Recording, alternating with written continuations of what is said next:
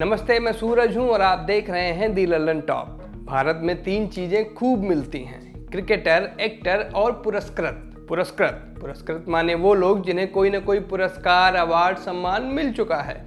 हमारा देश अवार्ड देने में शायद सबसे आगे है। इतना आगे है कि इस मामले में हम जल्दी ही ब्लैक होल में गिरने वाले हैं। फिर अगर कोई देश हमारे आसपास आने की कोशिश भी कर रहा होगा तो वो भी हमसे लाखों प्रकाश वर्ष दूर हो जाएगा। इसी क्रम में हमारे यहाँ राष्ट्रीय खेल दिवस का आयोजन होता है हर साल। इसमें खेलों में अच्छा प्रदर्शन करने वाले एथलीट्स, कोच, संस्थाओं को सम्मानित किया जाता है। आपने भी सुना ही होगा, अर्जुन अवार्ड, द्रोणाचार्य अवार्ड, राजीव गांधी खेल रत्न award, Tenzing Norgay award, Maulana Abul Kalam Azad award और राष्ट्रीय खेल प्रोत्साहन पुरस्कार। बाद के 3 नामों में इस बार सबसे ज़्यादा फोकस तेनजिंग नोर्गे पुरस्कार पर है, इसलिए हम बात करेंगे तेनजिंग नोर्गे पुरस्कार की। आपको बताएंगे कि क्यों इस बार इस अवार्ड पर इतना फोकस है। लेकिन सबसे पहले, अगर आप तेनजिंग नोर्गे को नहीं जानते तो जाइए स्कूल की उन किताबों को खोज कर लाइए जिनमें आज भी नोर्गे पर चैप्टर्स हैं। नोर्गे एवरेस्ट फतह करने वाले पहले मनुष्य थे। उन्होंने न्यूजीलैंड के सर एडमंड हिलेरी के साथ मिलकर यह कारनामा किया था। इन्हीं नोर्गे के नाम पर भारत में हर साल एडवेंचर स्पोर्ट्स करने वाले धुरंधरों को पुरस्कार दिया जाता है। एडवेंचर बोला है तो पता चल ही गया होगा कि किन खेलों की बात हो रही है। वही सब पहाड़ वहाड़ चढ़ने वाले खेल। तो इस बार इस अवार्ड की शुरुआती लिस्ट में कुल 8 नाम थे। इस बीच कुछ पर्वतारोहियों, हाँ, पहाड़ जो चढ़ते हैं भैया, उनको यही कहते हैं ऑफिशियली, तो इन्हीं लोगों ने लिस्ट के एक नाम पर आपत्ति जाहिर की। यह नाम था नरेंद्र सिंह। पूरा नाम नरेंद्र सिंह यादव, गांव नेहरूगढ़, जिला रेवाड़ी, स्टेट हरियाणा और उपलब्धि एवरेस्ट समेत 5 महाद्वीपों की सबसे ऊंची चोटियों को फतह करना।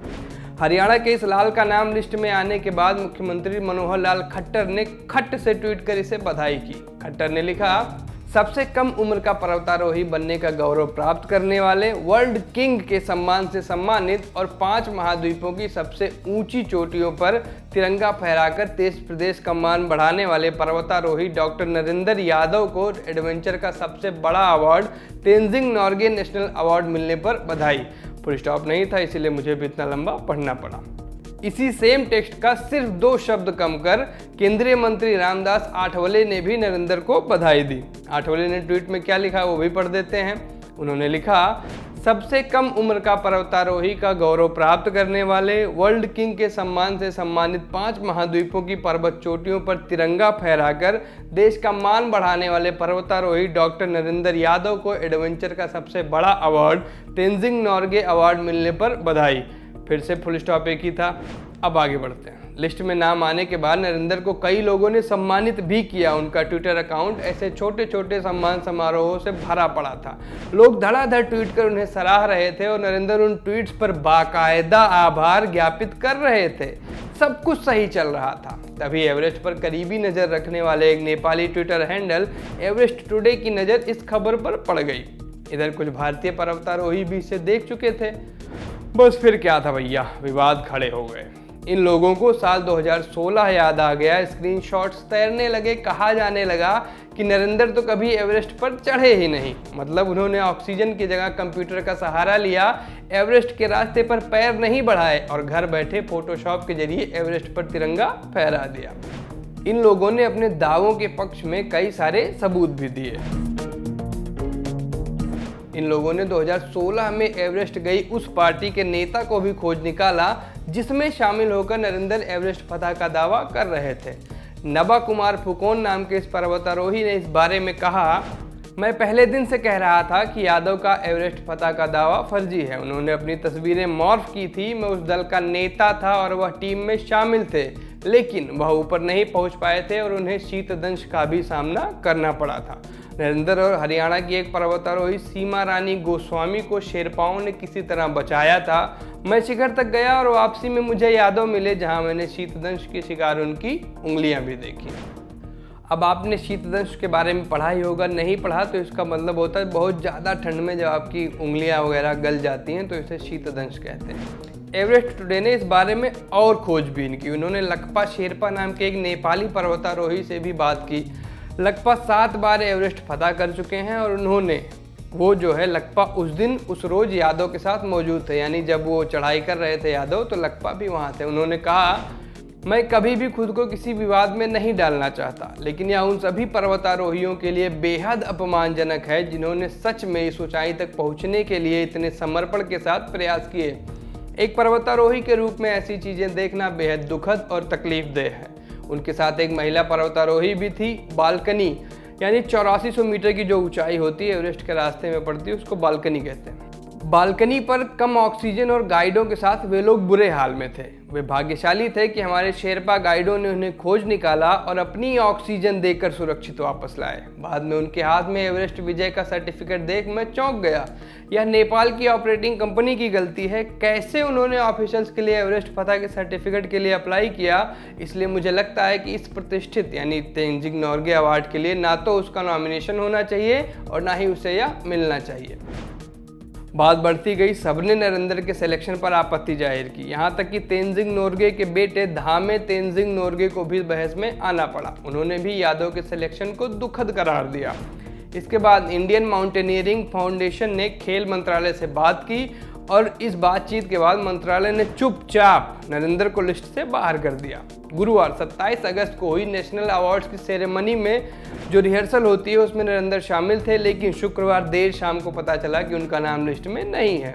कोई सफाई नहीं, कोई प्रेस रिलीज नहीं, कुछ भी नहीं, बस नाम गायब। हिंदुस्तान टाइम्स का दावा है कि खेल मंत्रालय ने इस बारे में जांच का भी फैसला किया है, लेकिन मंत्रालय या मंत्री किरण रिजिजू के ट्विटर पर मुझे ऐसा कुछ नहीं दिखा। इन खबरों के बाद अब ऐसा लग रहा है कि नरेंद्र ने न सिर्फ अपने गांव, अपने राज्य, बल्कि पूरी दुनिया को बेवकूफ़ बनाया। इस हद तक बनाया कि वह अपनी कैटेगरी का सबसे बड़ा राष्ट्रीय अवार्ड लगभग जीत चुके थे। दबेश्वर में यह भी कहा जा रहा है कि उन्हें बीजेपी से नज़दीकी का फायदा मिला।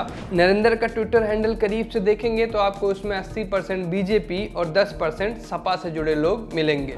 नरेंद्र अक्सर अपने ट्वीट्स में बीजेपी, एबीवीपी और उत्तर प्रदेश के पूर्व सीएम अखिलेश यादव को टैग करते रहते हैं। नरेंद्र साल 2016 से फर्जी एवरेस्ट विजय का सर्टिफिकेट लेकर घूम रहे थे, तारीफें बटोर रहे थे, जाने कितने अवार्ड्स भी इसी के दम पर हासिल किए, लेकिन अपने खेल मंत्रालय को कुछ पता ही नहीं था। दावा है कि नरेंद्र के नाम कुल 18 वर्ल्ड रिकॉर्ड्स हैं। तमाम प्रतिष्ठित अखबारों का कहना है कि इन्हें वर्ल्ड रिकॉर्ड संस्थाएं नरेंद्र को वर्ल्ड किंग का सम्मान भी दे चुकी हैं। साल 2019 में उन्हें लॉस एंजल्स डेवलपमेंट इंस्टीट्यूट ने डॉक्टर ऑफ मोटिवेशन की उपाधि दी थी। अब नरेंद्र अपना नाम डॉक्टर नरेंद्र सिंह यादव लिखते हैं। खैर, लिखने को तो वो खुद को एवरेस्ट विनर भी लिखते हैं और सरकार मान भी लेती है।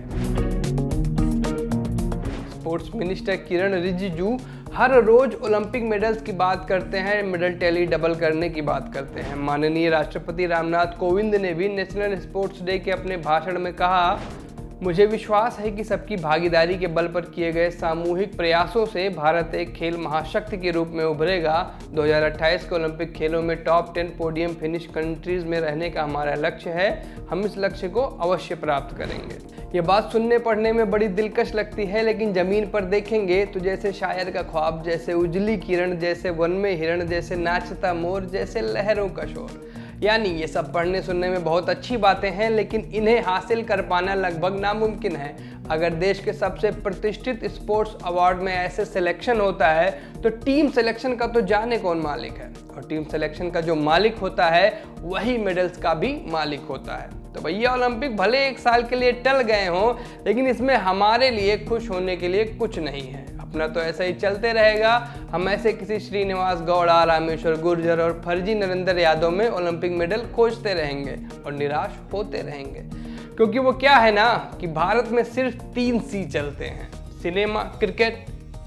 छोड़ो, तीसरे वाले की बात फिर कभी करेंगे। अभी के लिए इतना ही। बाकी की खबरों के लिए जुड़े रहिए दी लल्लन टॉप से। नमस्ते, मेरा नाम सूरज है। कैमरे के पीछे से मेरा साथ दे रहे थे जेरी। शुक्रिया।